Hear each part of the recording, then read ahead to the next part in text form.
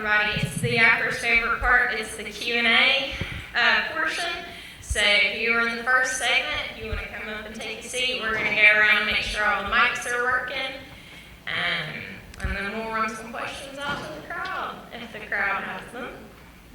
And thank you, Mr. Halstead, for sharing those stories of those brave soldiers with us. What a beautiful memorial.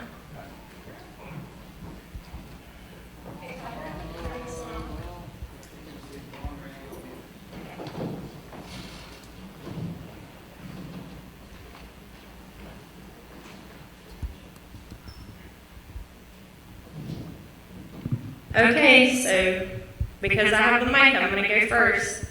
And my question is, of course, I'm going to go first. And my question is to everybody, so if you just want to pass the mic on down the line. I started out as a library assistant in the archives, and that's basically you get research requests, and it's super fun, and people just write a letter, and they say, hey, do you know when my great-grandfather naturalized? And I'm like, I don't, but I'm about to. And then you hit the books and things. And so I always had a favorite part of my research when I did that. And so that's my question for you guys. As you went along and you researched these various things, what was your favorite part? And we can start with you, Ms. Baldree, if you want. We'll just go down the line. Well, I mean, as a librarian, the whole part was fun. I totally relate to what you're saying. And there's so many librarians, including Erin from your library, who helped me. Fairmont State University Library with WVU Library helped me. I just think talking with family members and getting these great stories was my favorite part. I just think the oral history for me was the best part. All right, thank you. Mr. Brockman? Yeah, I think pretty much the same thing, talking to the families, getting the information, putting it all together, and then having it on file and have an author come in and say, hey, that information on this person, this outfit, and it all comes together. It's kind of fun. Yeah, of course I agree. Okay, Ms. Bailey.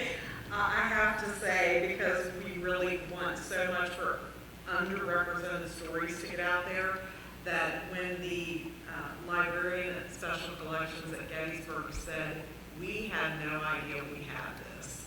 And she said they had World War researchers looking for material on Black World War I veterans, and they were holding this fantastic album. So helping locate material, helping students get these stories out, and contributing meaningfully to veteran stories is just the best. Yeah, extremely rewarding. Mr. Halstead, you can drag that mic to you if you want. What impressed me most was sacrifice. In the archives, it was real beneficial to us in getting these stories, and the stories that you conjured up in the community. It's kind of renewed the appreciation for veterans. And just those stories were very impressive, and how the community is appreciative of what we've done. Thank you. All right, now I'll begrudgingly hand it over. Yes, ma'am. Okay.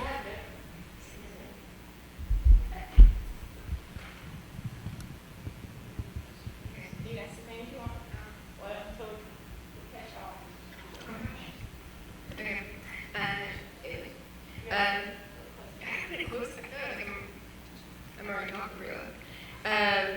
What type of resources did you use to create your narrative? Because I know you had to kind of knit together a story. Oh, Baldree. I'm sorry, can you repeat that? I just whenever you were creating the narratives, because you were, you had to connect those letters together. What kind of resources did you rely on to create this narrative? I did a lot of research. Like I said, there were most of these units have written books about their unit, so I was able to get that. One really cool anecdote I'll tell you about. I mentioned this book called Let's Go about mixed unit, glider unit. And in the book, the author says that they were told when they got to North Africa, when they wrote home, they were only allowed to say we were somewhere in Africa. And sure enough, there's a letter from my Uncle Rocco to my Uncle Nick, and he says, "Oh, I hear you're somewhere in Africa. Where are you?" But it was nice to know that Nick followed the rules, you know? And none of the letters had been redacted, so all the brothers followed the rules. But yeah, it was a lot of just going through books. It was a lot of print resources that I had to do. And I will just say one other thing too on the writing process, which I don't recommend. I wrote each brother's story as a standalone story. So I wrote Nick first, and then I wrote Lou and Tony and John and Sheeny. And then I had to go back and put them together. So I had to make these paragraph or chapters that connected everything. So I wouldn't recommend that to future writers. And as a librarian, is it interesting just to be an author? You know, is it just... It's like our dream, right? Yeah, yeah. So cool. And Mr. Brockman, I heard you mentioned your digital archives, and I'm art documents archivist for the state archives, and I'm just interested to know like how you guys went about creating your digital archives. Oh, I'm so sorry. Am I speaking loud? Come on up. I'll just come up there. Yeah. I think I was speaking louder enough to whisper. Hey. No, don't let her tell you that. So you mentioned that you have digital archives, and I was just wondering how you guys kind of started in that regard. How we got started? Well, what happened was it was two phases. In 2002, Eddie Jackson brought his collection down to the library, and they changed the reference room into an archive and museum type room. And then in 2015, two of my board members, the Merriweather family and the Hubbard family, gave me $600,000 plus to put an archive together. So we actually have a climate-controlled archive. Oh, wow, that's And it stays at 68 degrees and 40% humidity, and which we store all the heavy stuff. But we've had a huge following, and people have given us money to put this together. So everything is in archival boxes, everything's in sleeves and stuff like that. Oh, So it's all to archival standards. That's great. But it's we're looking for a digital archivist right now to digitize the collection. So,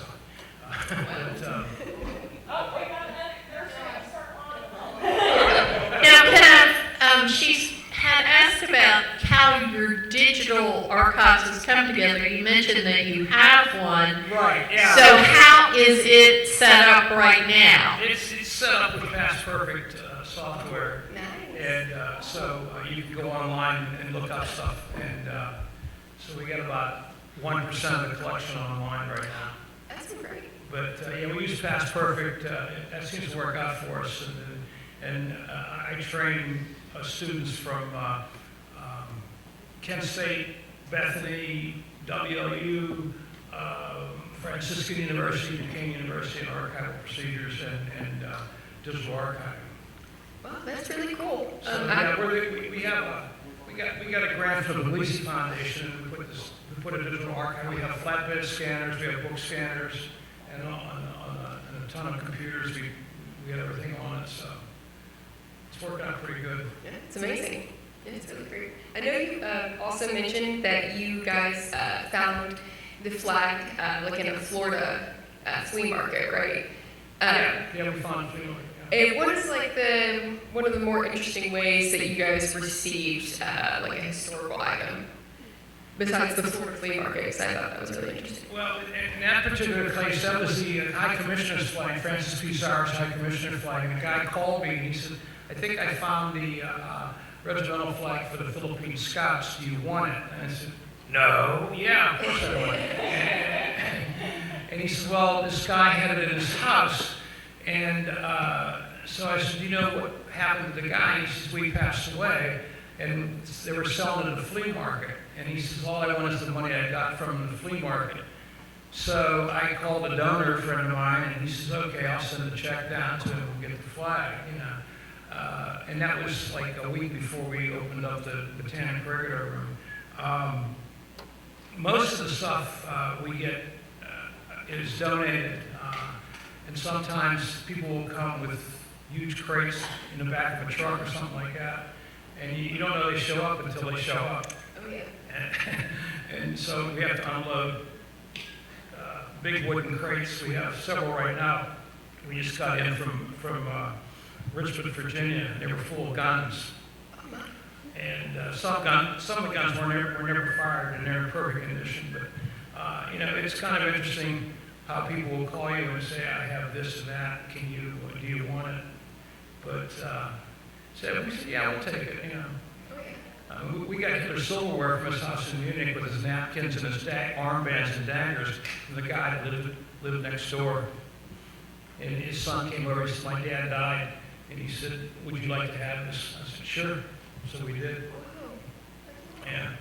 But you don't know what's going to walk. I have a pair of Italian riding boots from World War I with this guy from Weirton. I have his spats, I have his breeches, I have his leggings, and his World War I painting of him.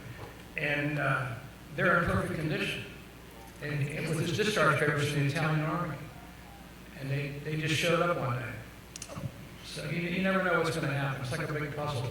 Definitely. Well, thank you. I appreciate it. You're welcome. And let's see. Oh, yeah, I've got to stay there. Awesome. Ask a bunch of questions.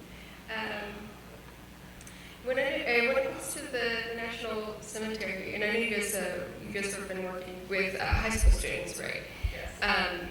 Do you guys mostly use like digital or like newspapers.com? Like what do you guys kind of find helpful for you guys to use? So this is where the power of small communities comes in. Right. One of the greatest resources we have is the Taylor County Public Library, which is the county where both national cemeteries happen to be. And our project has been able to collect a really carefully curated selection of books that are there for the public to use, but are also available to our students to help them build in context.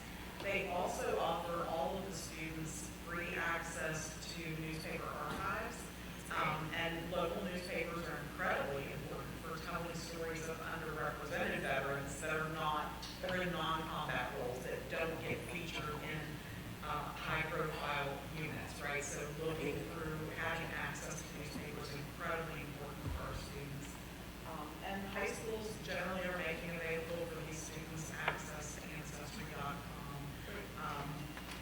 We have a team of our researchers in the WVU History Department kind of work behind the scenes, so they sometimes have access to things that the students can't access. We'll make that, for example, honor records available to them. And we are a very creative research function, so we're looking anywhere and everywhere for records. So it's a wide range of sources, but we really depend heavily on local communities, local news reporting to tell these stories. So I definitely imagine it's difficult to contextualize that sort of information and especially for high school students as they're researching. And I guess having to deal with the handwriting and census records, it's difficult for everyone to read. We also had, we are welcomed every year by the West Virginia Regional History Center, which is inside the WVU library system. And we illustrate and demonstrate in hands-on sessions for the students how to use the resources they're not used to, sandboard maps, city directories. You know, we all have cell phones. Kids don't know what a phone book looks like, much less a city directory. So they kind of get a walkthrough on some of these less familiar research tools. That's really great.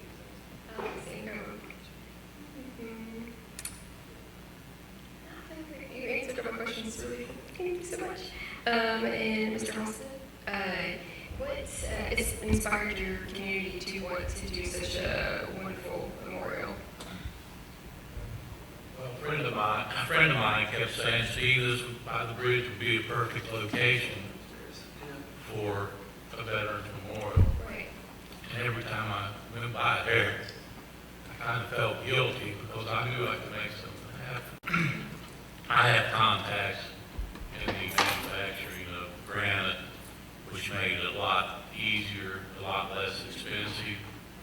But the gathering of the names for this second phase of the project is a major undertaking. Right.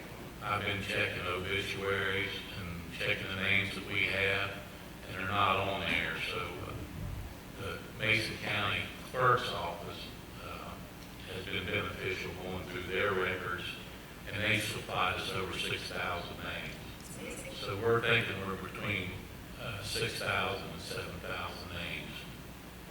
And there'll be more crop up because when you start getting into this, you find that nationwide our veterans are strung out and you've kind of lost touch with the community. Right.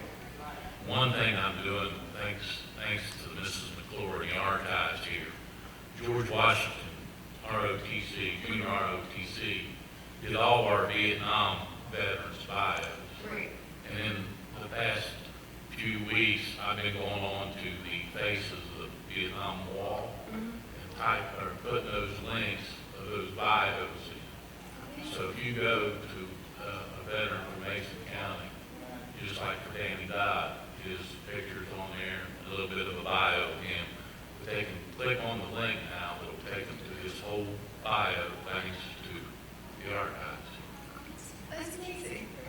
Thank you for answering your question. Thank you all for answering my questions. I really appreciate it.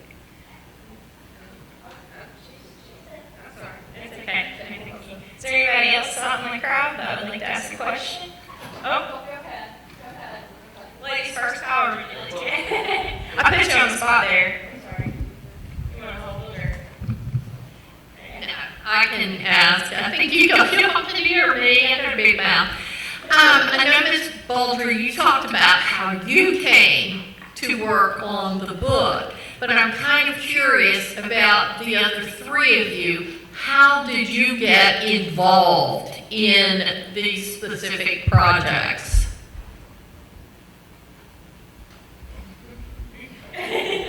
Well, it was a job opening and I took it.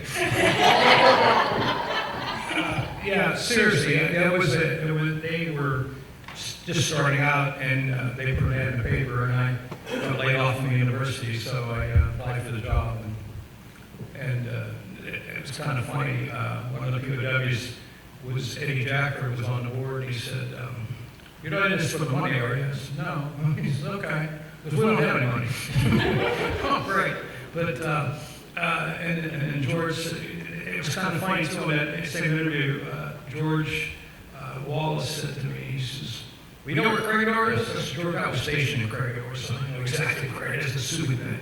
But that's how I got involved with that. And then they gave me a lot of opportunity to expand the museum and stuff like that. So we're way ahead. We're further than we were 11 years ago, but it's still growing. But it's a neat project. Every project's different. And like a friend of mine said, nothing's the same every day. I said, "No, not fair, it isn't." But that's what we do. I have been very fortunate late in life to do work with West Virginia History Department. And if you ever know anyone who wants to study history, I encourage them to look at WVU. We're a very close-knit group. I have a very dear colleague who suggested this job opening for me. I am the sister, daughter, granddaughter, and further back of veterans. So this was really a great opportunity for me. Telling stories of veterans is something that's happened in my family my whole life. So it was a perfect, and it's been a very rewarding job. You know, we're made up of strictly volunteers. Nobody gets paid for this. We had an organizational meeting which we brought veterans in from the American Legion Post 23 in Point Pleasant, American Legion Post 140 in New Haven, the VFW 9926 in Mason. So it's made up, now I didn't serve personally, it's made up mostly of veterans. When we had this organizational meeting, I was elected president, probably by default more than anything. But it's been, so far it's been rewarding. And just to tell you, you just never know where money's going to come from. An employer, former employer of mine in APG at lower end of Mason County, they was one of the first ones that we went and seen. And two of the other guys, as well as myself, that worked there. And he told a story about his family was from the Philippines and what the World War II veterans had done for him. And his mother always expressed that. So right out of the bat, he said, we're in for $100,000. Which was a good way to start. Thank you, Kyle. I forgot. I was gonna.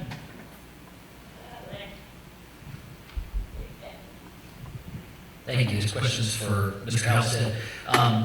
You've got this site that you no doubt had to obtain permission for. What has it been like getting the land for the monument? Who have you had to work with, and what's that process been like?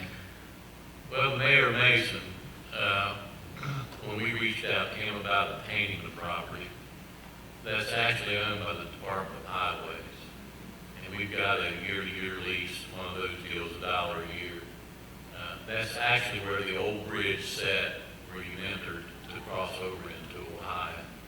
And it was real easy getting the property when they knew what we were trying to do with it. The only catch is that if they ever need that property for any reason, of course, you know, they're covering their hind end in the situation, we would have to move the memorial. But I don't foresee that ever happening. Is there a contingency plan if it does? So what now? Is there a contingency plan for moving the memorial if that does happen? Not my lifetime. That's the right attitude. Thank you. Are there any other questions in the crowd? I gotta get out of the sun to be able to look. Yep. And then I will go to you. Would you like to come down?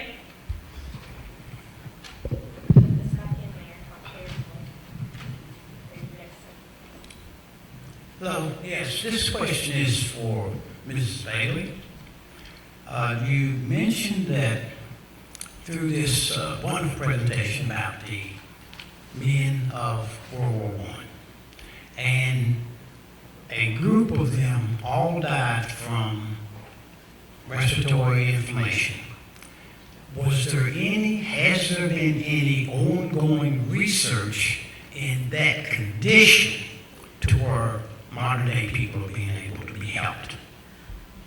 There's some limitations in studying which particular illnesses. One had miliary tuberculosis, one had tuberculosis, one had lung cancer, so somewhat different respiratory conditions.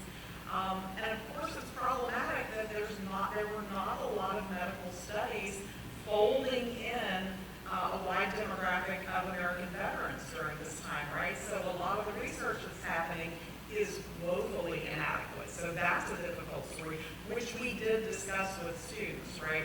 And you can't pin down, because of all these complicated factors, what caused the respiratory illnesses. We can't precisely put a finger to, but it's really a great opportunity to say to students, look at these things that these veterans have in common. What in their world, what in the context of the world around them really made it difficult for them to access appropriate care. And we do know fewer Black physicians working in Black communities who could immediately perhaps target these conditions before they become life-threatening. How would that have changed lives? All right, additionally to that, what is the likelihood of a similar presentation, watered down, because you're dealing with students, of ever appearing in West Virginia history books? Oh, I would love to see that. We would love, our project would love for someone to springboard from these stories. That's our goal. We're trying to get stories out, springboarding these stories into wider platforms. And our students are credited with these biographies, right? So this is a great opportunity for young, budding historians. We would love to hear from anyone who would like, to get their hands on some some of these biographies and let's get those types of stories out. Just a little something. Mr. Halstead, you mentioned that there was an individual in your family, I believe, that was drafted in '68 right out of West Virginia Tech. I was with him. Was that right? In school. And the championship that you mentioned, I think your uncle that played on in Vermont State in '67, yeah, you beat me up. In West Virginia Tech, that's all. It is a small I'd like to world. also mention one thing that's fresh in my mind. On our memorials there, we consider them pretty educational as well. There's sayings on all those granites. And we didn't forget the archives to put a link on one of the granite pieces that tells them that they can go to this website and research their veterans. So, thank you. I'm going to pull it out for you. Mr. Halstead, this is a question about phase two. Could you tell us a little bit about the timeline for phase two? Well, each timeline has had money tied to it, and we raised over $400,000. But the exterior and the interior walls of this will list our veterans, similar to what you see with the Vietnam Memorial. We're in the process of raising money for the second phase. We're still about $200,000 short to meet that goal. Actually, we're ready to go with phase two. We've already contacted with the granite people. We're in the process of submitting names to them. We're looking at benches that tribute sayings to the veterans. It's just a monetary thing. And when we're now reaching out to some grant writers, that all this has been pretty much publicly and business funded so far. But we feel confident that we'll raise some money. But phase two can't happen until that happens. Thank you. Are there any other questions out there in the crowd? Okie dokie. Then, with everybody's permission, we're gonna do a little light lunch. It'll be out in the Great Hall. And we've got some tables set up for you to mingle out there. I know Ms. Baldree has a table out there with her books and things on it. We also have a table with archival stuff, referencing like our military records that we have in our archives if you want to check that out. After this is the second segment, beginning with Kyle Warmack from Communities Council, so you're not late unless you're after him. All right, thank you.